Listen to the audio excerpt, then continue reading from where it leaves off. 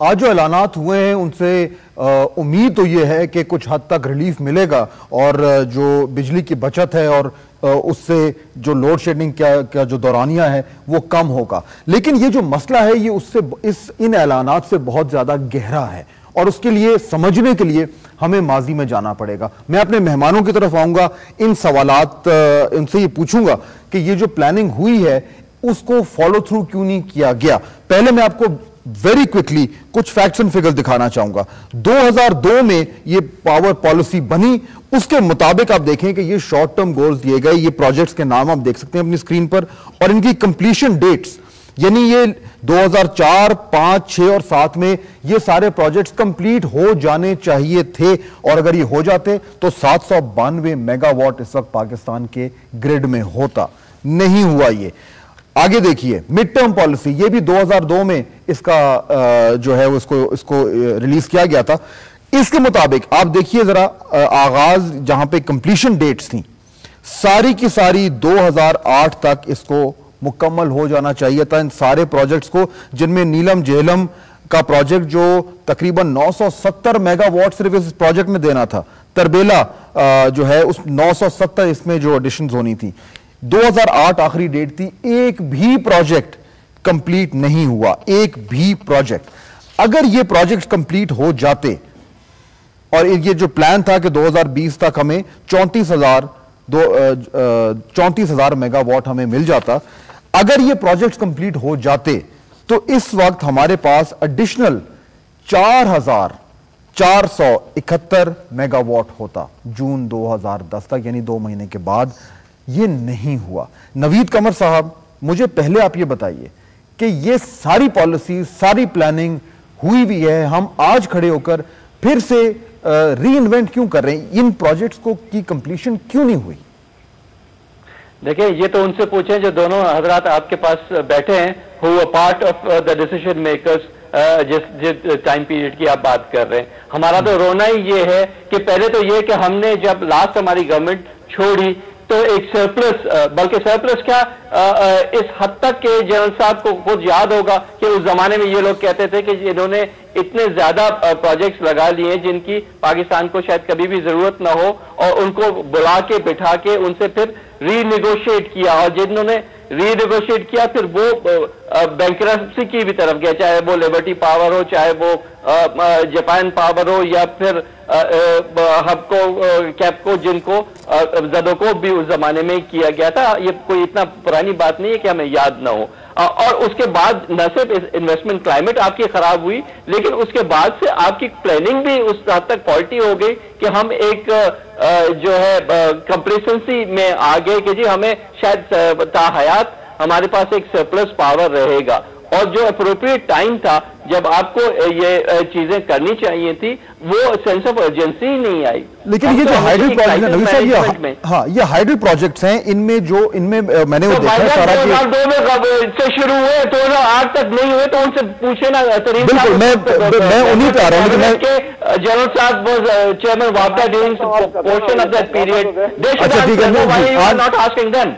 Okay, Jahangir Tareen साहब, नवीद कमर साहब has a point, ये आपकी हुकूमत थी, बताएं। जी मैं करता हूँ। ये तो इनका एग्जांपल वो है कि जब काबू से हालात बाहर हो गए हैं तो फिर ये रोते हैं कि हमने नहीं किया। ये कुछ वक्त पहले से हो गया। बाबा 2 साल आपको यहाँ हो गए बैठे हुए, आपको पता था एग्जैक्टली किस तरह की सिचुएशन है। आप तरीन साहब 8 साल के प्रॉब्लम 2 साल पे ना ब्लेम करें ना kindly. I think you are not facing up to the facts. आप let me explain my point of view. इस वक्त ये शॉर्टेज जितनी 5,000 मेगावाट की इस पर आ रही है, इसमें से जैसे भी जसल साहब ने कहा 2 से 3,000 मेगावाट तो सर्कुलर डेट की वजह से है। ये सर्कुलर डेट का मसला जो है अगस्त में इन्होंने हल किया था। नहीं देखिए, वो तो बात ठीक है। मैं जानना चाह रहा हूं कि ये जो हाइडल प्रोजेक्ट्स थे, ये जो जिन पे पैसा खर्च हो चुका है, इनको कंप्लीट क्यों नहीं कर पाए हम? मतलब इसमें वापडा का कसूर है, गवर्नमेंट का कसूर है, फॉलो थ्रू नहीं हुआ, क्या हुआ? हमारा जो पूरा निजाम है बिजली का, जो ऑपरेशन का, जैसे ही इसमें कंटिन्यूटी गवर्नेंस में खत्म हुई, ये सारी चीजें जो है स्लिप कर गई। ये मैनेजमेंट इश्यूज है। इसमें से 2 साल में बहुत से प्रोजेक्ट थे जो कंप्लीट हो सकते थे, और अगर कोई हुकूमत काम की होती, मैनेजर्स होते इस किस्म के, तो ये कर लेते। अब मैं आपसे ये कहता हूँ, अगर इतने बुरे हालात थे तो आप लोग एलानिया क्यों कहते थे कि दिसंबर 2009 में लोड शेडिंग खत्म हो जाएगी। क्यों?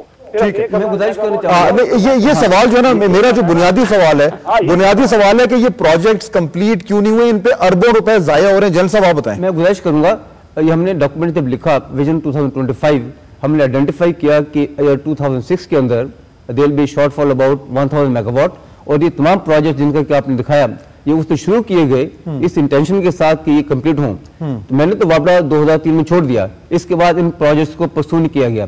इस तरीके से मिड टर्म प्लान में 2015 तक हमने प्रोजेक्ट किया था कि इतनी पावर शॉर्टेज हुई उसको पूरा करने के लिए। लेकिन अब सवाल पूछे जाते हैं, अभी नवीद कमर साहब ने बताया कि पिछले 10 सालों को बिजली ऐड नहीं हुई, तो मैं गुजारिश करना चाहूंगा पिछले 10 सालों में 2001-2002 में गाजी ब्रोथा में 1450 मेगावाट ऐड हुआ सिस्टम के अंदर, चश्मा पावर प्लांट जो है 174 मेगावाट हुआ, चश्नूप 350 मेगावाट हुआ, and 4 IPPs this about 2000 megawatt जो पिछले 10 साल के अंदर सिस्टम के अंदर ऐड हुआ। तो मकसद कहने का ये कि अगर ये प्रोग्राम विजन 2025 इंप्लीमेंट होता इन लेटर एंड स्पिरिट, आज इसकी शॉर्टेज नहीं होनी चाहिए थी। मिसाल के तौर पे इसके अंदर एक इंपॉर्टेंट कंपोनेंट अफोर्डेबल बिजली का है। अफोर्डेबल बिजली पाकिस्तान उस वक्त बनेगी जब हम थर्ड कोल के ऊपर। मुझे सिर्फ ये बताइए, जो मैंने अब बाकी मेहमानों से पूछा था कि ये मेरे सामने 21 प्रोजेक्ट्स की लिस्ट है, 21, ये कंप्लीट क्यों नहीं? इसमें कसूरवार कौन है? गवर्नमेंट है या वापडा है? वो उसको कर नहीं पा रहे, मैनेज नहीं कर पा रहे? Both the government and WAPDA both they are responsible for this. both government, पिछली गवर्नमेंट भी, पिछली गवर्नमेंट भी और ये गवर्नमेंट बिकॉज कहने के बाद 2 साल जो गुजरे हैं इसके अंदर मिसाल के तौर पे रेंटल पावर क्यों नहीं कोई आया ऑन स्टीम। 280 मेगावाट के जो रेंटल पावर लगे हुए हैं वो भी पावर जनरेशन नहीं कर रहे और वो पैसे ले रहे हैं, क्योंकि उनके पावर परचेज एग्रीमेंट में लिखा हुआ है कि अगर बिजली नहीं देंगे तब भी उनको पैसे मिलेंगे। इसी तरीके से 8 IPPs जो ऑन स्टीम आने थे 2000 मेगावाट वो बिहाइंड शेड्यूल है। इन्होंने कहा कि 10 लाख ये ट्यूब्स जो हैं वो एनर्जी सेवर्स वो सिस्टम में लाएंगे, वो मुकम्मल हुआ।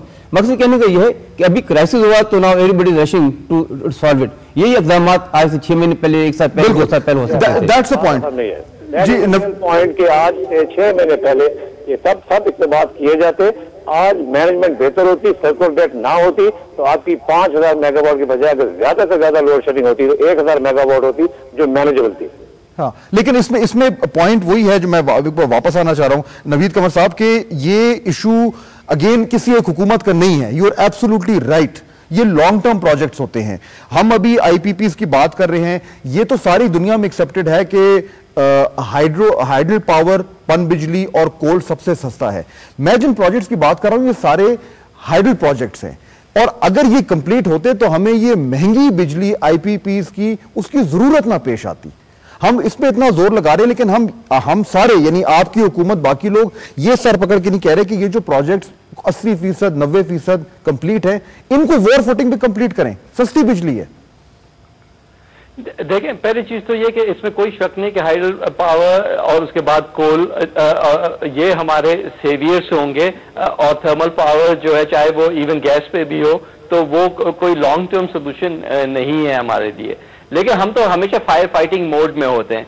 हाइडल में फॉर एग्जांपल बादशाह हमारा जो है एक ऐसा प्रोजेक्ट था जो कि एडवांस स्टेजेस पे रहा है, लेकिन उसको वो प्रायोरिटी नहीं दी गई। अब आके उसको प्रायोरिटी प्रोजेक्ट करके लिया गया है और उस पे काम जो शुरू हुआ है। सिमिलरली थर्ड कोल का भी प्रॉब्लम यही रहा कि वो नेपरा में अगर फंसा रहा फॉर ऑल दीज ईयर्स और जो आए भी उसमें इन्वेस्टर्स तो उनके साथ कोई सीरियस नेगोशिएशंस नहीं हुई, and only now have blocks been allocated to companies जो कि थर्ड कोल को जो है एक्सप्लॉइट भी करेंगी और उसकी गैसिफिकेशन भी और उससे इलेक्ट्रिसिटी जनरेशन भी करेंगी। ये लॉन्ग जेस्टेशन पीरियड के प्रोजेक्ट्स होते हैं, ये जाहिर कि एक गवर्नमेंट के स्पैन से को ओवरलैप करते हैं। और हम 6, 7, 8 साल इसमें हमारे जाया हो गए। मेरी गुजारिश ये है, मैं प्रोड्यूसर को कहूंगा जरा वो एक बार आप वो इन्फॉर्मेशन भी प्रोड्यूसर जरा दिखा दीजिएगा, तो स्क्रीन पे रखें ताकि लोग देखें हम प्रोजेक्ट्स की बात कर रहे हैं। जी, मेरी गुजारिश ये है कि हम तो लॉन्ग टर्म प्रोजेक्ट बात करें, लेकिन मैं जिस तरफ तवज्जो दिला रहा हूं आपके सामीन के नाज़रीन की वो ये है